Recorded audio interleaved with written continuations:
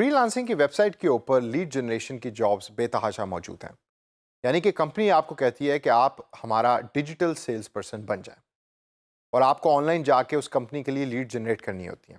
तो दोस्तों, इस सेशन के अंदर मैं आपको बताऊंगा कि लीड जनरेशन से दर हकीकत मुराद क्या है, इसका प्रोसेस क्या है और इसकी टेक्निक्स क्या है। तो आइए सबसे पहले देखते हैं कि लीड जनरेशन दर हकीकत है क्या। लेकिन उससे पहले, what actually is a lead. Lead बड़ी सिंपल कॉन्सेप्ट का नाम है। लीड का मतलब है कोई भी शख्स जो आपकी कंपनी के बारे में जानना चाहता है या आपकी कंपनी के प्रोडक्ट और सर्विस के बारे में इंटरेस्टेड है, उसको हम लीड कहते हैं। और what qualifies for actually a lead. अब लीड के लिए जो क्वालिफिकेशन है वो बड़ी इंटरेस्टिंग है। डिजिटल इन्वायरमेंट में ट्रेडिशनल जो हम सेलिंग करते हैं उसमें तो आपको पता होता है कि ये बंदा शायद हमसे खरीदेगा या नहीं। डिजिटल के अंदर एक तरीका जो मैं आपको बताने लगा हूं, इसके थ्रू पता लगेगा कि वो लीड क्वालिफाई भी होती है लीड के लिए, या वो एक जेनेरिक कमेंट था या क्वेश्चन था कस्टमर का। लीड क्वालिफिकेशन का सबसे इंपॉर्टेंट जो रूल है वो है कि जब कस्टमर या जब यूजर आपको अपनी पर्सनल इंफॉर्मेशन दे दे या फॉर्म फिल करके दे दे, वो क्वालिफाई कर जाता है एक प्रॉपर लीड के लिए। उसके बाद आप वो इन्फॉर्मेशन कंपनी को दे सकते हैं, जिसके बाद कंपनी अपने टेली मार्केटियर को या कॉल सेंटर के अंदर बैठे हुए लोगों को कह सकते हैं कि इस कस्टमर को कॉल करें और प्रोडक्ट सर्विस बेचें अगर वो कोई फिजिकल चीज़ है। तो लीड जनरेशन का प्रोसेस शुरू होता है सबसे पहले विजिटर से। विजिटर ये वो लोग होते हैं कि जो आपकी वेबसाइट के ऊपर रेगुलरली आ रहे होते हैं।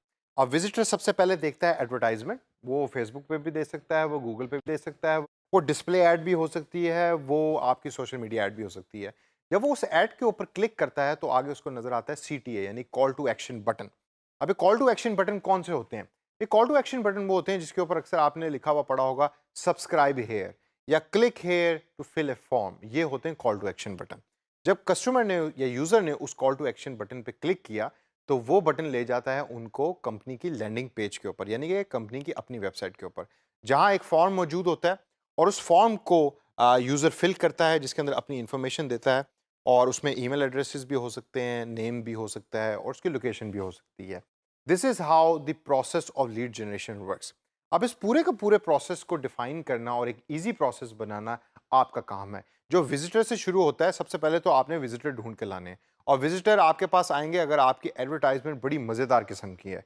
उस ऐड को देखेंगे, कॉल टू एक्शन बटन पे क्लिक करेंगे और फिर उससे अगला प्रोसेस शुरू होता है। तो दोस्तों, लीड जनरेशन टेक्निक्स जो हैं उसको समझना बहुत ज़्यादा ज़रूरी है। तो आइए देखते हैं और नज़र डालते हैं कि हमारे पास कुछ टेक्निक एक अच्छा डिजिटल सेल्स पर्सन बनने के लिए क्या है। सबसे पहले हमारे पास जो टेक्निक है वो है ब्लॉगिंग की। जी हाँ, आप ब्लॉगिंग के कॉन्सेप्ट को यूज़ करके विजिटर का नंबर बढ़ा सकते हैं।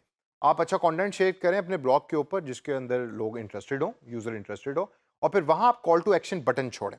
और कॉल टू एक्शन बटन के ऊपर जब यूज़र क्लिक करे तो वो जो यूज़र है वो फिर आपकी कंपनी की वेबसाइट पे आए और आके अपनी बारे में इंफॉर्मेशन दे, जो आप फिर आप आगे यूज़ कर सकते हैं प्रोडक्ट को सेल करने के लिए, सर्विस को सेल करने के लिए। इसके बाद हमारे पास है ईमेल लिस्ट। ईमेल लिस्ट का कॉन्सेप्ट बड़ा इंटरेस्टिंग है।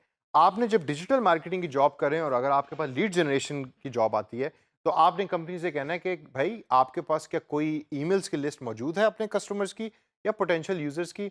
आप उस ईमेल की लिस्ट को लीजिए, अच्छी सी ईमेल बनाइए, अच्छा सा कंटेंट बनाइए और उसके ऊपर ईमेल कीजिए उन सब के सब यूजर्स को। उसके ऊपर आपको रिस्पॉन्सेज आना जरूर होंगे जिसके थ्रू आप लीड जनरेशन करेंगे और फ्रीलांसिंग की इस जॉब को अच्छे तरीके से कर सकेंगे। इससे अगर हम चलें तो आगे हम देखते हैं कि गूगल एडवर्ड्स का इस्तेमाल लीड जनरेशन के अंदर बहुत ज़्यादा होता है। आप गूगल एडवर्ड्स के थ्रू एड्स बनाते हैं सर्च इंजन के लिए, और जब भी कोई कीवर्ड लिखता है तो वो एड्स अपीयर होती हैं आपके गूगल के अंदर। तो अगर आपकी एड्स अच्छी हैं तो यूज़र उस एड्स के ऊपर क्लिक करेंगे और एड्स पे क्लिक करके आपकी कंपनी की वेबसाइट पे जाएंगे, जिस तरीके से एक लीड जनरेट हो सकती है।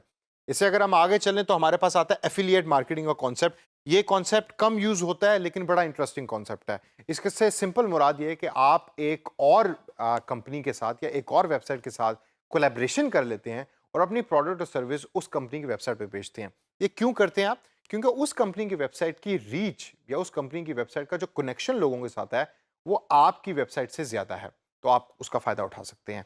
इससे आगे अगर हम देखें तो हमारे पास आता है कॉम्पिटिशन्स। आप कॉम्पिटिशन्स क्रिएट करें। सोशल मीडिया पेज के ऊपर आप कॉम्पिटिशन क्रिएट कर सकते हैं कि जो सबसे ज़्यादा लोग लेकर आएगा फॉर्म्स फिल कराने के लिए, हम उसको ये रिवॉर्ड करेंगे। यूज़र्स हमेशा कॉम्पिटिशन्स के लिए बहुत इंटरेस्ट रखते हैं और इस इंटरेस्ट का फ़ायदा आप एज ए लीड जनरेटर या एज ए सेल्समैन उठा सकते हैं। इससे आगे दोस्तों अगर हम देखें तो इन्फ्लुएंसर मार्केटिंग का कॉन्सेप्ट है। इन्फ्लुएंसर मार्केटिंग से मुराद ये है कि इंटरनेट की दुनिया के अंदर कुछ ऐसे लोग हैं कि जो यूज़र्स देखना पसंद करते हैं, सुनना पसंद करते हैं, आप उन लोगों को अप्रोच कीजिए, उनसे बात कीजिए, उनको ब्रांड के बारे में बताएँ और उनसे कहें कि वो ब्रांड का मैसेज अपने फॉलोअर्स तक पहुँचाएँ। जब वो ब्रांड का मैसेज अपने फॉलोअर्स तक पहुँचाएँगे, तो ऑटोमैटिकली लीड जनरेट होंगी, जिसका फ़ायदा आपको एज़ ए डिजिटल मार्केटर होगा। अब इन्फ्लुएंसर मार्केटिंग की जो सबसे इंटरेस्टिंग एग्जांपल है, वो अगर आप यूट्यूब पे अक्सर सर्च करें, तो आपको नज़र आएगा कि यूट्यूब के चैनल के ऊपर या यूट्यूब पे कई लोगों ने ऐसे चैनल्स बनाए होते हैं जिसके ऊपर वो डिफरेंट कंपनियों के मोबाइल फ़ोन को रिव्यू कर रहे होते हैं और बहुत सारे यूज़र्स उसको देख भी रहे होते हैं, मिलियंस के अंदर व्यूज़ होते हैं। तो अगर आपकी कंपनी मोबाइल फ़ोन बनाती है, तो आप उस इन्फ्लुएंसर को कॉन्टैक्ट कर सकते हैं और उसको कह सकते हैं कि भाई हमारी कंपनी के मोबाइल का भी रिव्यू करें, ताकि वो रिव्यू ज़्यादा से ज़्यादा लोगों तक पहुँचे और लीड जनरेट हो सके। तो दोस्तों इस सेशन के अंदर एक अच्छा सेल्समैन बनने की डिजिटल एनवायरनमेंट में टेक्निक्स क्या हैं उसके ऊपर भी हमने नज़र डाली और प्रोसेस पे भी नज़र डाली। अब इनको आपने ज़हन में रखना है और आगे चल के जब हम टूल्स सीखेंगे तो इन टेक्निक्स को आपने अप्लाई करना है।